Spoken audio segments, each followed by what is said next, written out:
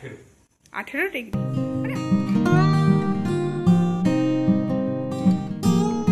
বাড়ি থেকে সিকিম ফেরার পথে যা যা হলো সবটা আজকে ব্লগের মাধ্যমে তোমাদের সাথে শেয়ার করব। আশা করছি ব্লগটা দেখতে তোমাদের আজকে খুব ভালো লাগবে, তো স্কিপ না করে পুরো ব্লগটা দেখতে থাকো। হ্যালো এভরিওয়ান, কেমন আছো তোমরা সবাই? আই হোপ সবাই খুব ভালো আছো, সুস্থ আছো। আমরাও ভালো আছি, তবে মনটা একটু খারাপ, যেহেতু সিকিম ফিরছি। আবার বিকাল বিকাল বেরিয়েছিলাম বাড়ি থেকে ট্রেন ধরার উদ্দেশ্যে। কোন ট্রেন ছিল বলছি তোমাদের একটু পরে। কথার মাঝখানে যেহেতু একটা স্টেশন, তাই ঝটপট কিন্তু হাওড়া পৌঁছে গেলাম। যেহেতু একটু বিকাল মানে সন্ধ্যে করে বেরিয়েছিলাম, তাই একটু জ্যামে পড়েছিলাম আটকা, সেটা তো দেখতেই পেলে। তবে জ্যামে খুব বেশিক্ষণ আটকা পড়েছিলাম না, এই 5 থেকে 10 মিনিটের মধ্যে ক্লিয়ার হয়ে গেছিল। ওই হাওড়া ব্রিজে ঢোকার ঠিক আগের মুহূর্তে একটু জ্যামে পড়েছিলাম। ট্রেন দেখতেই পাচ্ছ, আমরা হাওড়া স্টেশনে পুরো ঢুকছি একদম।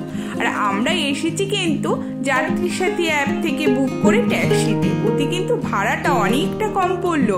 আমরা নর্মাল ট্যাক্সি বুক করে এলে যেখানে ভাড়া পড়ে প্রায় 350 থেকে 400 টাকার মতো, সেখানে কিন্তু এই যাত্রী সাথী অ্যাপ থেকে যেহেতু ট্যাক্সি বুক করে এলাম, ভাড়া পড়লো মাত্র 150 টাকা। কতটা কম বুঝতেই পারছো তোমরা।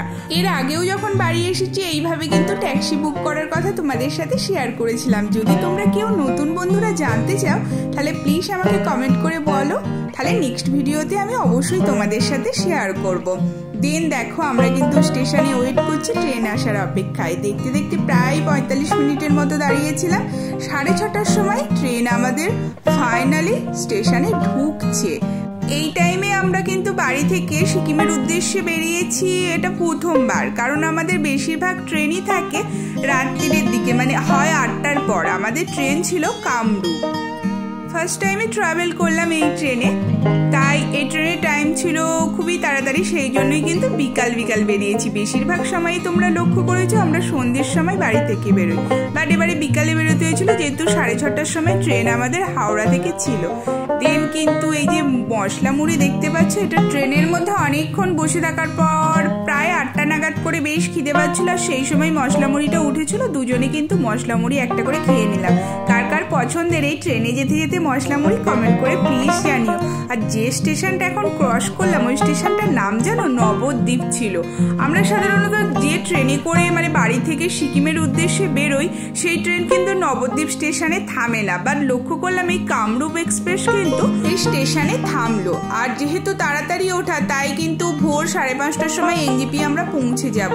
তাড়াতাড়ি খাওয়া দাওয়া করে শুয়ে পড়েছিলাম। আর দেখো, ভোর 5:30টা পুরো রাইট টাইমেই কিন্তু একদম এনজেপিতে আমাদের নামিয়েছিল। পুরো মুহূর্তের মধ্যে ওয়েদার একদম চেঞ্জ। ওখানে তখন প্যাচে গরমে একদম ভালো লাগছিল না, গাড়িতে ওঠার আগের কথা বলছি। আর ঠিক এনজেপিতে নেমে কি কনকনে ঠান্ডা ছিল তখন। সব দেখতেই পাচ্ছ আশেপাশে সবাই কিন্তু মানে শীতের পোশাক পরেই রয়েছে। এখানে কিন্তু বেশ ভালো ঠান্ডা। তাহলে সিকিমে কিরকম ঠান্ডা হবে ভাবো। তো আমরাও শীতের পোশাক কাছাকাছি রেখেছিলাম, সব পরে টোরে নিয়ে গাড়ি তাড়াতাড়ি পেয়ে গেছিলাম। এনজেপি থেকে উঠে পড়েছিলাম গাড়িতে। 2.5 থেকে 3 ঘন্টা মতো গাড়ি কিন্তু প্রায় ভালোই আসছিল। ঘুমিয়েও পড়েছিলাম গাড়ির মধ্যে এতক্ষণ বসে থেকে। দিন হঠাৎ করে গাড়ি গেল থেমে। আমরা ভাবলাম কি হলো। তো অনেকক্ষণ দাঁড়িয়ে থাকার পর আর গাড়ির মধ্যে বসতে ভালো লাগছিল না, গাড়ি থেকে একটুখানি বাইরে বেরোলাম। আর বাইরের প্রাকৃতিক সৌন্দর্যটা কি বলবো তোমাদের, সেটা তো তোমরা নিজের চোখেই দেখতে পাচ্ছ। পাহাড়, আবার পাশ দিয়ে বয়ে যাচ্ছিল নদী। মুগ্ধভাবে দেখছিলাম, একটু বোরিংনেসটা কাটছিল। তো সামনের দিকে তাকিয়ে দেখলাম কি লম্বা জাম। গাড়ির অবস্থা দেখেছো? মানে পুরো আমরা এখানে দাঁড়িয়ে আছি আর সেই দূরেও গাড়ি, মানে এত জাম। এখানে এইরকম করতে করতে প্রায় আমাদের আধ ঘন্টা মতো হয়ে গেছিল। বুঝতেই পারছিলাম না যে সামনে কি হয়েছে। দূরের দিকে তাকিয়ে ওই গাড়ির জামের মধ্যে যেই আবার উল্টো দিকে তাকালাম, দেখতে পেলাম এই পাহাড়ের ধাপে ধাপে বসে রয়েছে কিন্তু অনেক বানর। একজন ভদ্রলোক এদেরকে খাবার দিতে, একজন তো দেখলাম ভয় পালালো, মানে সে বুঝতে পারলো না। কিন্তু তার মধ্যে একজন কিন্তু ঠিক আস্তে আস্তে করে নেমে এলো। একজন ভদ্রলোক খাবারটা হাতে ধরে দাঁড়িয়েছিলেন, বাট আসছিল না। যেই ওখানে রেখে দিল তখনই কিন্তু বানরটা ধীরে ধীরে কিন্তু খাবারটা নেওয়ার চেষ্টা করলো। এরপরে কতগুলো বানর এসে যাবে তোমরা শুধু লক্ষ্য করবে। আর ভাবছিলাম এর মধ্যে কি আছে খাবার, মানে ওদেরকে যে দিল বানরদেরকে, এটা কি থাকতে পারে। ঠিক নিতে গিয়েই দেখলাম যখন পড়ে গেল ওর মধ্যে ছিল নুডলস। যে বানরটা খাবার দেখে ভয়ে পালিয়ে গিয়েছিল এবার সেও ধীরে ধীরে নেমে আসছে, আর তার দেখা দেখি কিন্তু আরো অনেক বানর নেমে আসছে একটার পর একটা। সব খাবারগুলোকে মানে যেহেতু বুঝতেই পেরেছে ওরা যে সব খাবার দিচ্ছে সেই জন্য। তবে এক কথাই বলতে পারো যে আমরা বসে বসে যে পরিমাণে বোর হচ্ছিলাম, আমাদের বোরিংনেসটা এরা কিন্তু ভালোই কাটাচ্ছে। আর তার সাথে তোমাদের বলি, এখানে আমরা প্রায় 2 ঘন্টার মতো দাঁড়িয়েছিলাম। সকাল 10টা নাগাদ এখানে পৌঁছেছিলাম। এখান থেকে গাড়ি ছেড়েছিল 12টার সময়। সামনে নাকি একটা গাড়ি এমনভাবে খারাপ হয়ে গেছিল রাস্তার মাঝখানে, এদিক বা ওদিক থেকে কোনো দিক থেকে গাড়ি পারাপার করতে পারছিল না। সিকিমে ফিরে ঝটপট স্নান করা হয়ে গেছে। সিকিমে ফিরলাম তখন বাজে প্রায় 1:20-25 মতো। দিন তাড়াতাড়ি জল গরম করে স্নান করে নিয়েছি দুজনেই।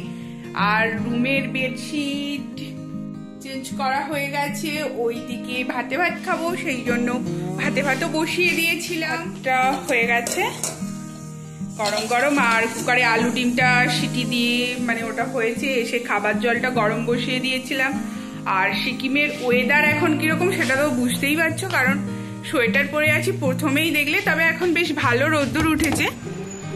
বাইরের ওয়েদারটা এখন মোটামুটি রোদ্দুর, তবে হালকা টেম্পারেচার আছে। কত বলো দেখে? 18 ডিগ্রি, মানে হালকা হালকা ঠান্ডা আছে। তো ঝটপট ভাতটা রেডি করে নিয়ে খেয়ে নেবো, কারণ এখন ঘড়িতে বাজে 2:30 মনে হচ্ছে। আমরা এলাম দিন, চলো তোমাদের দেখা। কোন ঘড়িতে বাজে 2:35, তার মানে কিন্তু 2:45 বাজে। তোমাদেরকে তো আগেই বলেছিলাম। এসেই দেখতে পেলাম সেম ভাবে ওই 15 মিনিট স্লো হিসেবেই চলছে। তো আর কথা বেশি বলবো না, ঝটপট খাবারটা বেরিয়ে নিয়ে খেয়ে নিই ভাতটা। সকাল থেকে আবার সেই রকম কিছু মানে আমি টিফিন করিনি। মাঝে একবার গাড়ি থেমেছিল, কিন্তু আমি আর নামিনি, নামতে ইচ্ছা করছিল না বলে। তাই এখন এক মুঠো একটুখানি খেলাম, খই এনেছিলাম বাড়ি থেকে, তো সেটাই খেলাম। দিন ভাতটা ঝটপট মাখিয়ে নিই। তো চলো তোমাদের সাথে দেখা হচ্ছে আবার পরে। বাড়ি থেকে সিকিম একটু মন খারাপের সাথেই ফিরলাম। এবার থেকে তোমরা তো সিকিমের ব্লগে দেখতে পাবে। চ্যানেলে যদি নতুন হও তাহলে নতুন বন্ধুদের রিকোয়েস্ট করব সাবস্ক্রাইব করে আমার পাশে থাকার জন্য। আর আজকের ব্লগটা এখানেই শেষ করলাম। গরম গরম ভাত আর আলু ডিম সেদ্ধ, এর সাথে বাড়ি থেকে আনা গরম ঘি দিয়ে ঝটপট করে আমরা খেয়ে নেবো। সব থেকে কিন্তু ওটা বেশি করে গেল আমারটা, না বলো? তুমি নেবে তো একটু? কোথাও থেকে আসার পর কিন্তু এই ভাতের সেদ্ধ ভাতটা সত্যি বেশি ভালো। তো আমরা ঝটপট এবার খেয়ে